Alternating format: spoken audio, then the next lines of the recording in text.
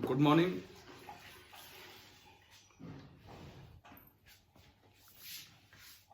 तो आज की क्लास की शुरुआत हम कुछ डाउट से कर लेते हैं जो अभी आपके ग्रुप पे सेंड किए गए हैं।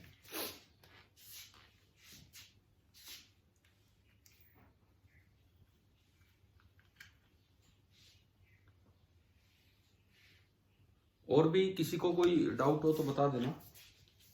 कुल मिला के 10 से 13 तक के कर दिए थे। क्या क्या कह रहे हो? सेंड कर दिए थे डाउट।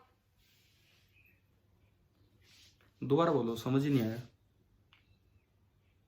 सेंड कर दिए थे डाउट। हाँ वो तो मैंने देख लिए हैं। अभी 10 से लेके 13 तक आपने भेजे हैं। क्वेश्चन नंबर 10 से हम शुरुआत करते हैं। NCERT page number 266।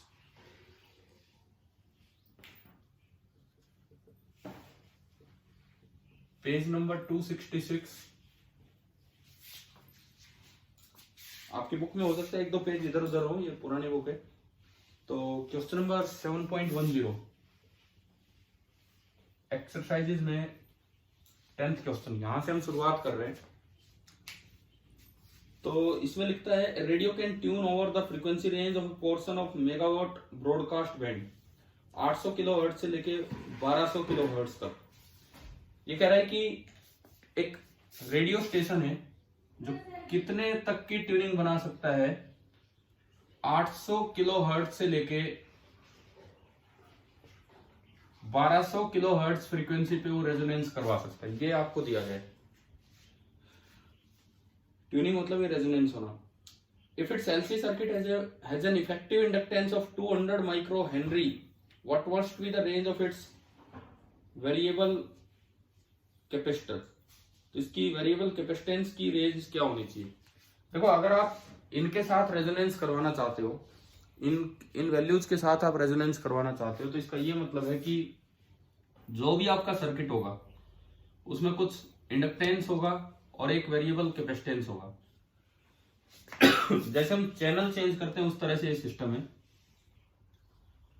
आप अगर 800 किलो हर्ट्ज वाला इधर एंटर करवाना चाह रहे हो तो इसका ये मतलब है कि इसकी जो नेचुरल फ्रीक्वेंसी है वो उसके बराबर कर दो तो रेजोनेंस हो जाएगा और ये आ जाएगा। यानी कि इसकी नेचुरल फ्रीक्वेंसी, एंगुलर फ्रीक्वेंसी हमने पढ़ी है 1/√LC, है ना।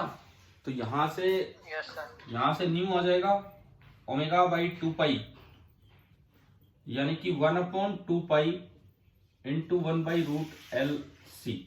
ये है, ये आपका न्यू आ गया। अगर आप मिनिमम न्यू चाहते हो तो C को मैक्सिमम कर दो, और अगर आप मैक्सिमम न्यू चाहते हो तो C को मिनिमम कर दीजिए। यही काम आपको करना है सिंपली इसमें। तो मैं अगर 1/2π 1/√L इंटू C मिनिमम कितना हो वेरिएबल कैपेसिटेंस का, तो उसको तो इक्वेट कर दो 1200 गुणा 10⁻³ से, यहां से निकाल लो। एंड एक बार 1/2π 1/√L इंटू C मैक्सिमम निकालते हो तो उसको इक्वेट कर दो 800 गुणा 10⁻³ से, और इन दोनों से आपको C की रेंज मिल जाएगी। बताओ समझ आया क्या नहीं आया? ये पहला पार्ट।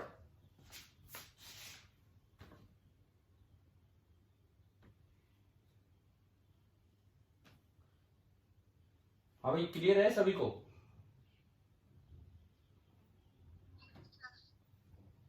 ठीक है, अगला हम लेते हैं इसके बाद डाउट। एक सेकेंड।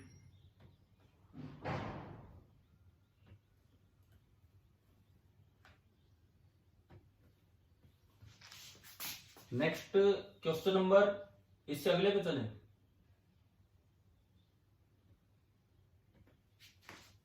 क्वेश्चन नंबर आपका 10th के बाद है 11th। 11th में कौन सा पार्ट या तीनों पार्ट? क्या पूछा था आपने डाउट में? C part. ठीक है, तो हम 11th का एक बार डायग्राम बनाए यहां।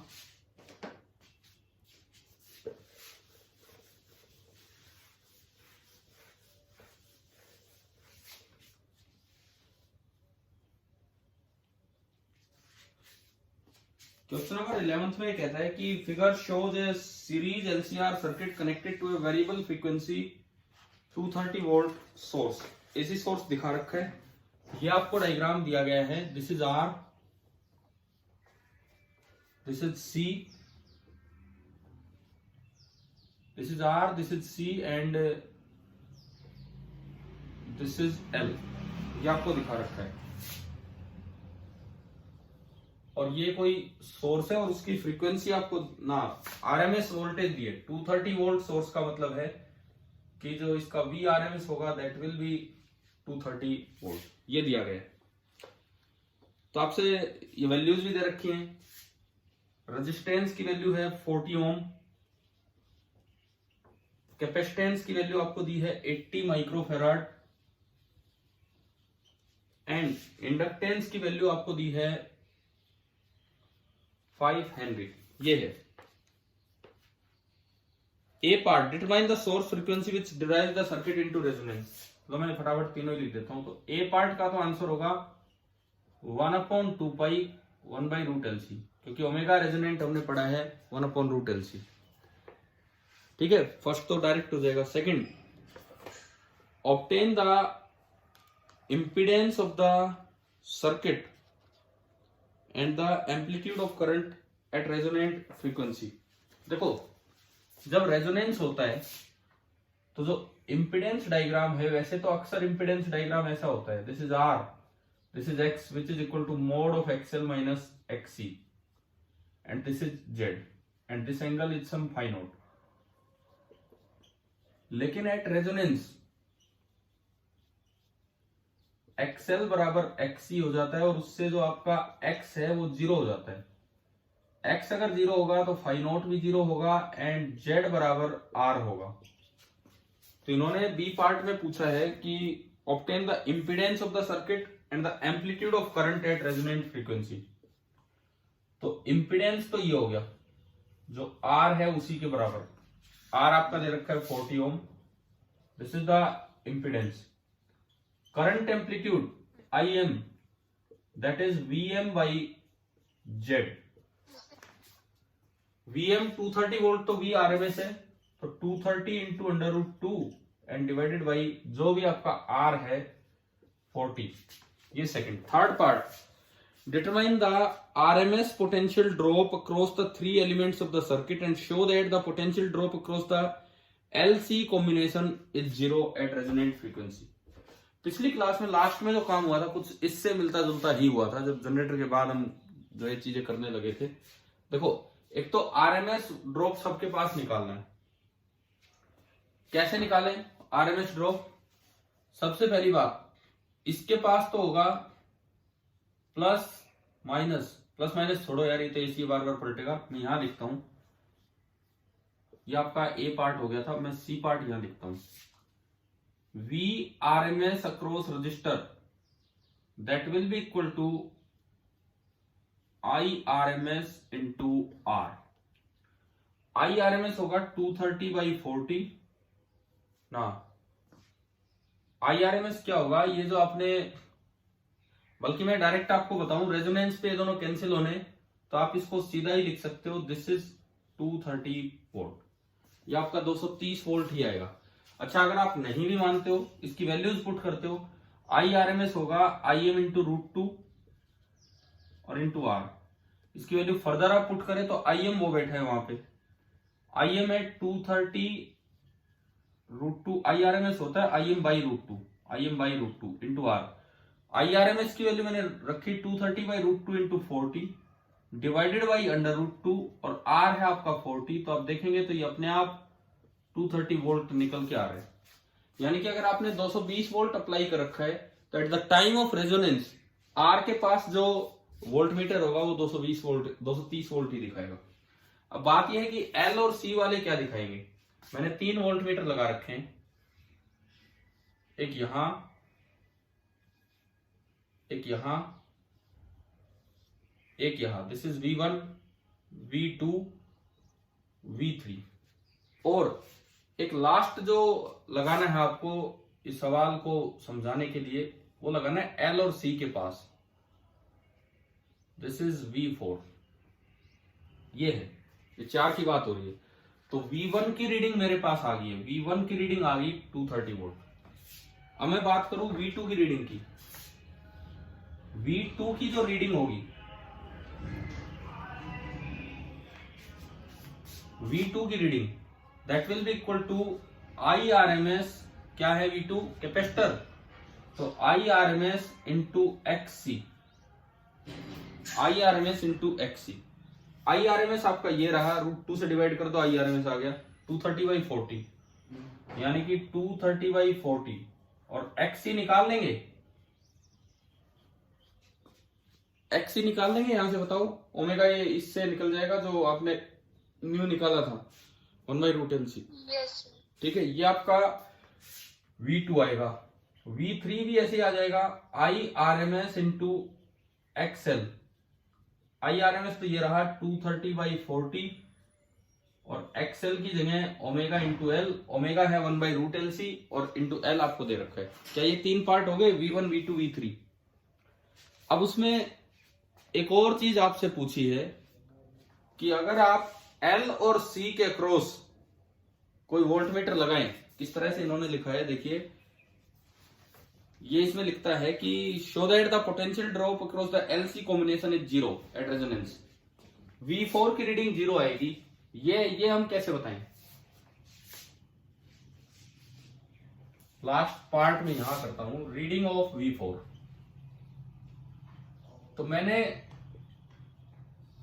पिछली क्लास में एंड में आपको एक चीज सिखाई थी कि ये जो AC वोल्टेजेस हैं इनमें फेजर एडिशन होता है, ना कि सीधा, बताया था ये। तो वो वाली बात समझनी है आपको। मान लो करंट का ये फेज है, सपोज करंट का ये फेज है, ये कोई भी लाइन, वोल्टेज अक्रॉस रजिस्टर तो सेम फेज में होती, जो करंट के फेज की वाली लाइन है। रजिस्टर के पास रीडिंग आ रही है 230 वोल्ट, यानी कि 230 वोल्ट तो इधर है, 230 वोल्ट।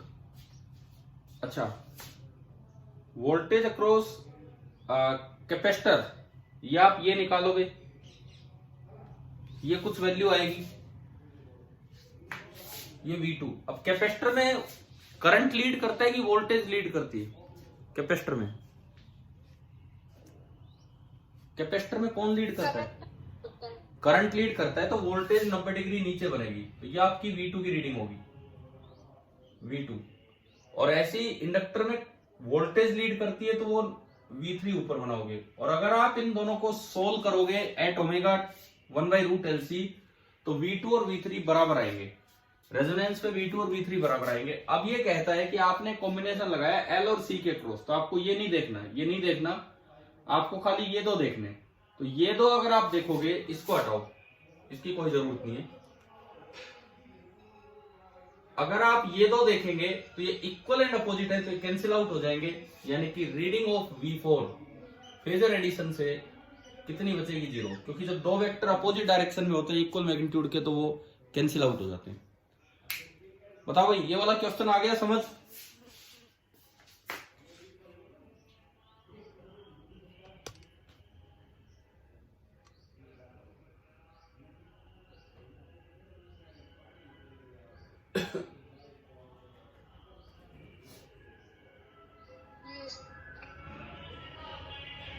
एक मिनट।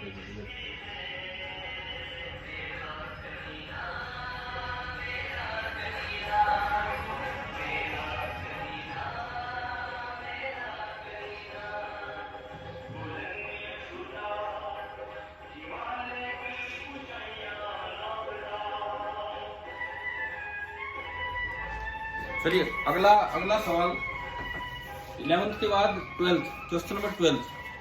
इसमें 5 पार्ट हैं, किसी एक पर्टिकुलर पार्ट में प्रॉब्लम है? सर C और D बता दो। C और D 7.12। अब हम इस पे चलते हैं, page number 2.67 and question number 7.12।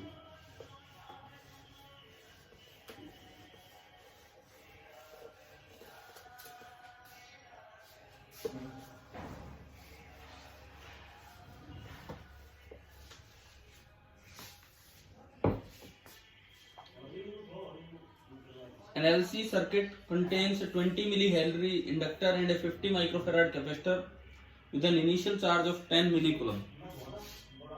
ये एक कैपेसिटर लिया, उस पे आपको इनिशियल चार्ज दे रखा है Q और माइनस Q, और उसके साथ आपने एक इंडक्टर लिया और ये इंडक्टर इसके साथ कनेक्ट कर दिया, ये L और ये C, ये वैल्यूज आपको गिवन है।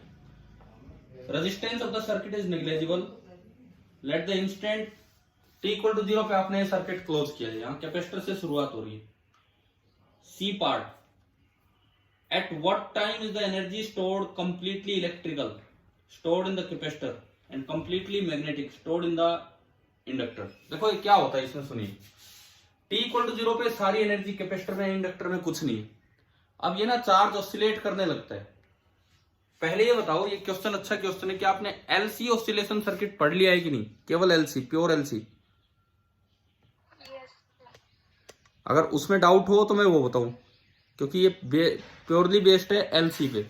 LC ऑसिलेशंस में क्या होता है, आपने इसको एनर्जी देके छोड़ दिया, आपने इसको एनर्जी देके छोड़ दिया, तो इनिशियली सारी की सारी एनर्जी कैपेसिटर में इलेक्ट्रिकल एनर्जी के रूप में है, मैग्नेटिक एनर्जी कुछ भी नहीं। धीरे धीरे इसमें करंट आएगा और ये ना इस तरह के ग्राफ बन जाते हैं।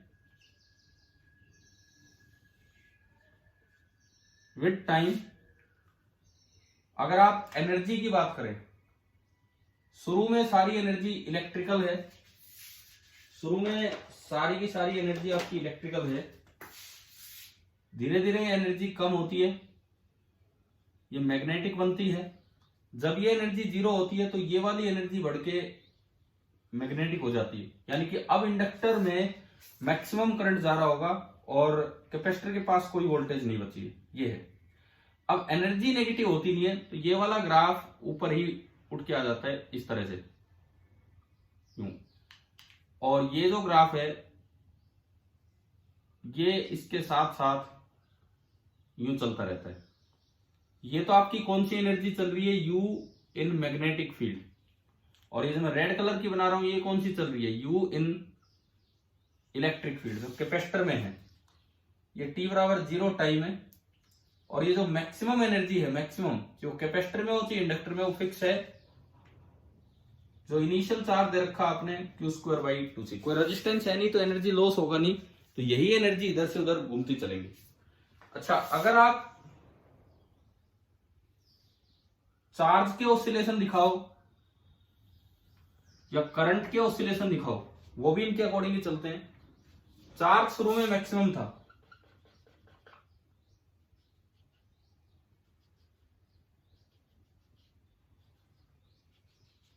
चार्ज जो है वो शुरू में मैक्सिमम था। इसमें दूसरा पेन नहीं दिख रहा।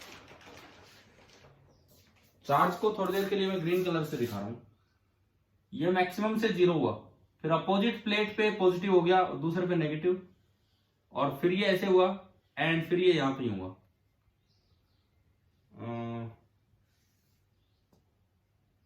मैक्सिमम था, 0 हुआ, फिर मैक्सिमम हुआ, फिर 0 हुआ एंड लास्ट में फिर दोबारा से ये मैक्सिमम होगा। ये है। मैं इस साइकिल को अगर थोड़ा सा और आगे बढ़ाऊं, इंडक्टर अपनी एनर्जी को फिर से 0 करेगा और कैपेसिटर अपनी एनर्जी को फिर से मैक्सिमम कर लेगा। ये है।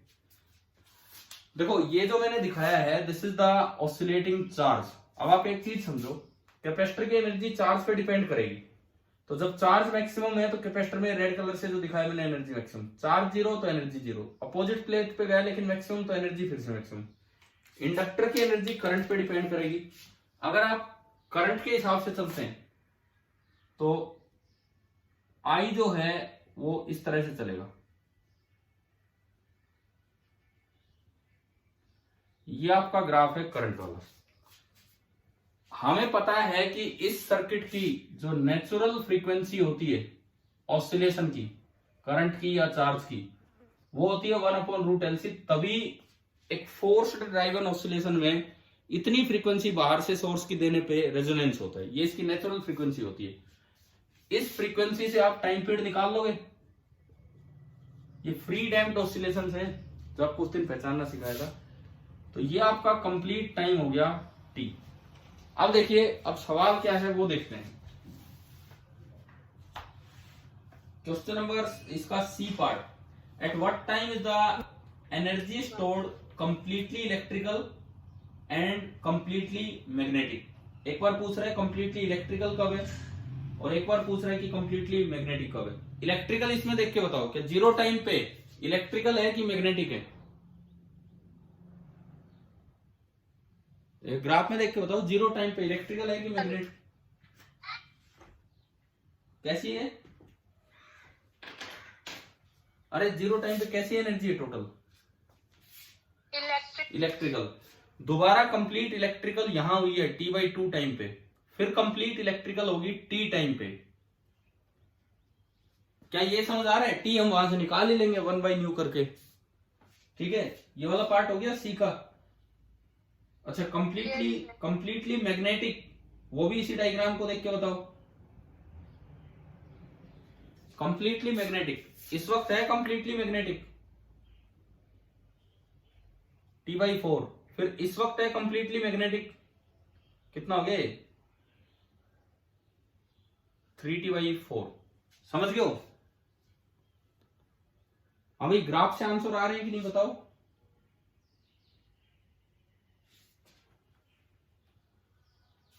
बोलिए एक बार, क्या ये दोनों पार्ट क्लियर हो गए हैं, कंप्लीट इलेक्ट्रिकल और मैग्नेटिक? फाल्गुनी बताओ, कोई डाउट है तो इसमें? अभी यहां तक सी पार्ट था ये।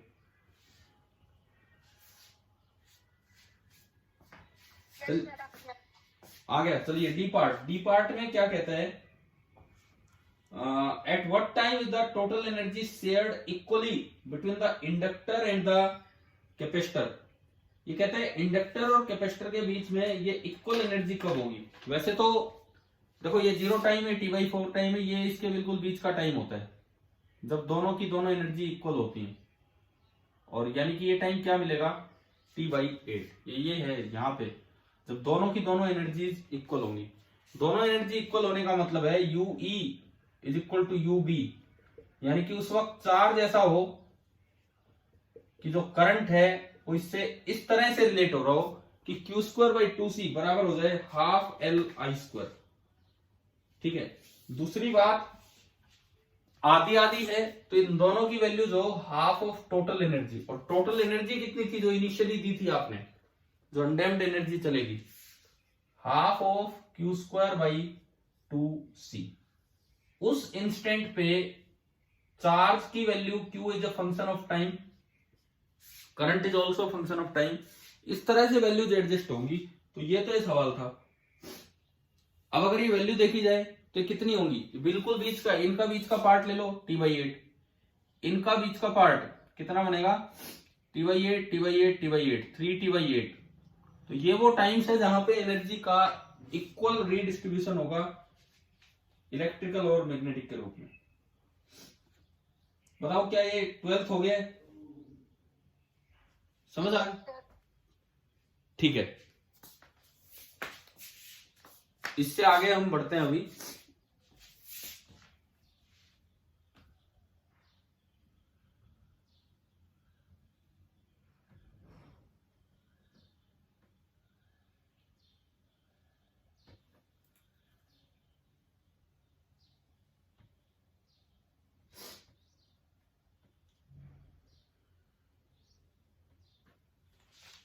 क्वेश्चन नंबर, अब हम चलते हैं 13th भी पूछना है, 13th।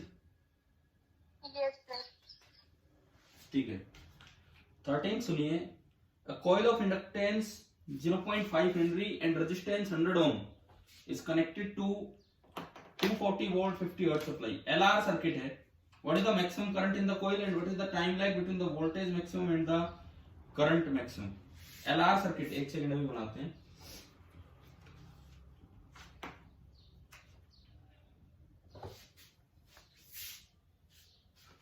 क्वेश्चन नंबर ये हमारा चला 13।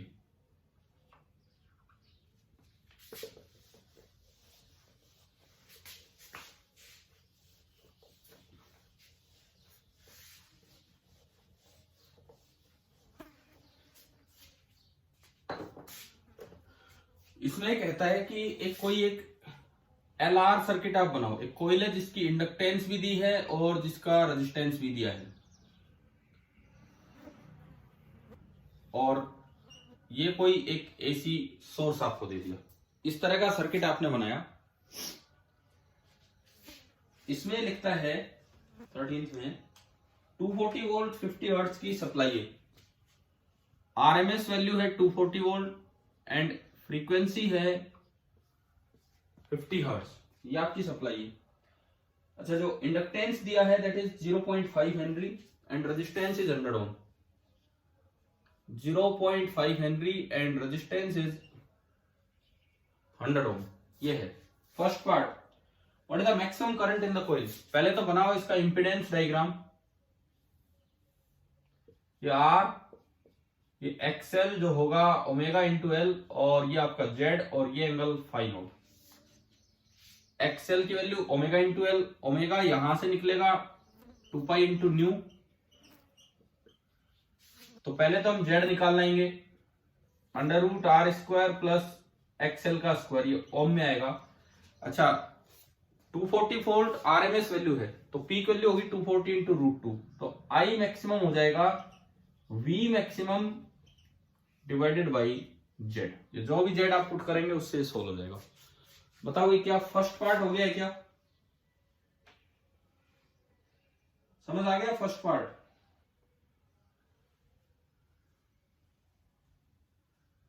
Yes sir. ठीक है, चलिए सेकंड पार्ट। सेकंड पार्ट में कहता है कि what is the time lag between voltage maximum and the current maximum. अच्छा, इस टर्म का मतलब क्या है, time lag between voltage maximum and current maximum? देखो, आप अगर कभी ये ग्राफ बनाते हो कि भाई ये तो ग्राफ वोल्टेज का, और इसके नीचे में ग्राफ बनाऊं करंट का, ये वोल्टेज और ये करंट। मैंने माना लेट वोल्टेज इक्वेशन है V is equal to V maximum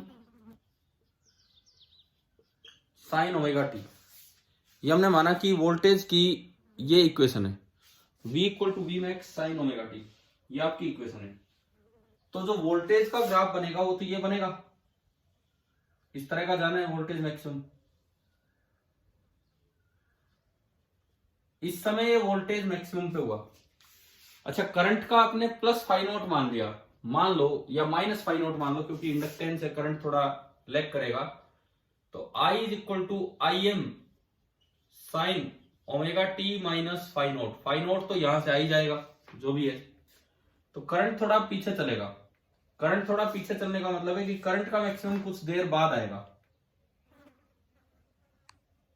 ये कैसा भी काम चल रहा है, और यहां मान लो करंट का मैक्सिमम आ गया, इस तरह से मैं कहता हूं ये आपका करंट मैक्सिमम है।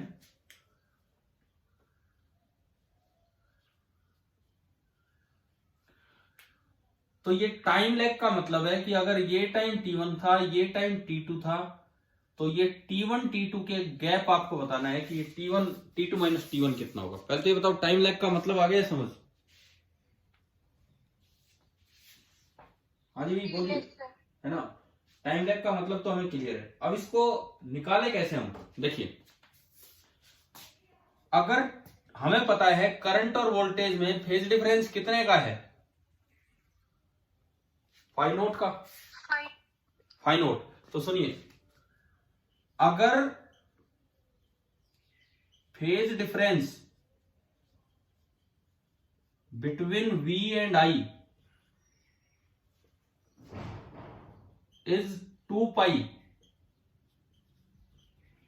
देन टाइम लैग जो होता वो होता T होता। अगर बिल्कुल 2 पाई का फेज डिफरेंस होता तो पूरा T का टाइम लैग होता, मतलब एक पूरा टाइम पीरियड का फर्क पड़ रहा है। 2 पाई का मतलब कोई फेज डिफरेंस नहीं है। अगर फेज डिफरेंस इज यूनिटी मतलब 1, मैं यूनिटरी मेथड लगा रहा हूं, तो टाइम लैग कितना होता? T अपॉन 2 पाई। ये लाइनें जो मैं लिख रहा हूं क्या ये समझ आ रही है क्या अभी जो मैं बना रहा हूं? Yes sir. ठीक है। और फिलहाल फेज डिफरेंस है फाई, फिलहाल फेज डिफरेंस है ये फाई नोट। तो जो टाइम लैग होगा वो होगा T upon 2 pi into phi naught. इस चीज को अगर मैं एक फॉर्मूले की तरह बना के देखूं, इस चीज को मैं अगर एक फॉर्मूले की तरह बना के देखूं कि क्या बनेगा, तो देखिए क्या बनता है। मेरे पास टाइम लैग का फॉर्मूला बन गया delta t, t upon 2 pi into phi naught. क्या मैं इसको ऐसा भी लिख सकता हूं, phi naught by 2 pi by t, और 2 पाई बाई टी आपका होता है ओमेगा। तो मेरे पास एक फॉर्मूला आ गया कि कभी भी किसी सवाल में टाइम लैग या टाइम लीड पूछा जाए, कैपेसिटर होता तो टाइम लीड पूछ लेते, टाइम लैग या टाइम लीड कुछ भी ऐसा पूछा जाए, कितना टाइम लैग रहेगा इन दोनों के बीच में, तो डायरेक्ट फॉर्मूला आ गया हमारे पास, phi naught by omega. Phi naught impedance triangle से निकालना आता है, 10 फाई नोट करके। हाँ जी भाई, ठीक है ना। फाई नोट हम यहां से निकाल लेंगे और फाई नोट बाई ओमेगा करके ये आपका आ जाएगा टाइम लैग। तो ये आपका हो गया क्वेश्चन नंबर 13। सर हाँ जी, सर इसमें तो आपने इंडक्टर का बनाया, मतलब ये तो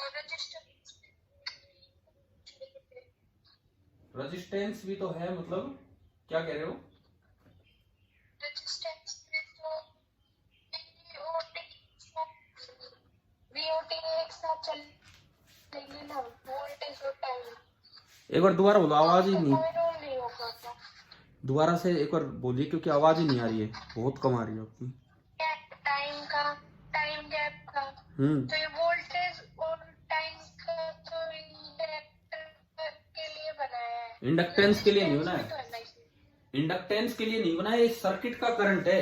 अगर सर्किट में कुछ इंडक्टर है तो आर और एल मिलके करंट थोड़ा पीछे हो जाएगा। अगर केवल इंडक्टर होता तो 90 डिग्री पीछे होता। आर का रोल है इसमें क्योंकि फाई नोट लिया हमने। अगर इंडक्टर ही होता केवल तो मुझे बनाने की जरूरत नहीं, मैं डायरेक्ट बोलता फाई नोट है पाई बाई 2। आर की वजह से ही तो ये कुछ एक्यूट एंगल है, फाई नोट से कम है। बताओ भाई, समझ आ गया क्या बोल रहा हूं मैं। Yes sir. ठीक है, आपके डाउट्स हो गए या और हैं। आपने तो भेजे थे शायद, तो यही भेजे थे। हो गए सर। ठीक है भाई, और कोई बच्चा कोई भी जो अपने डाउट पूछना चाहे बताओ। एट प्रेजेंट बहुत ज्यादा बच्चे नहीं बचे हैं, कुछ थे कुछ चले गए हैं। और किसी को कोई पूछना है डाउट इसमें।